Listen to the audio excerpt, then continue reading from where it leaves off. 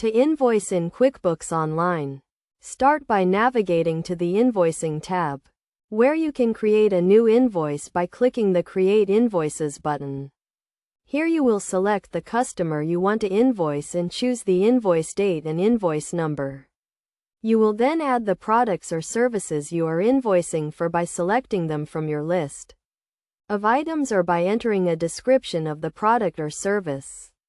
Enter the quantity and rate for each item, and QuickBooks will automatically calculate the total amount due. You can also add a message to the invoice, such as a thank you note or a reminder of the payment terms. Make sure to select the correct payment terms, such as net 30 days, to specify when the payment is due. Once you have added all the necessary items and information, click the Save and Send button to save the invoice and send it to the customer via email.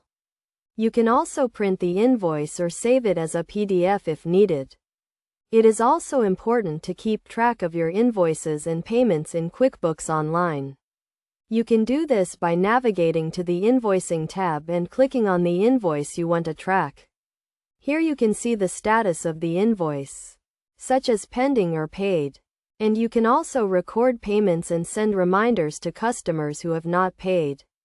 Best practices for invoicing in QuickBooks Online include setting up recurring invoices for regular customers, using invoice templates to save time, and tracking your invoices and payments regularly to ensure you get paid on time.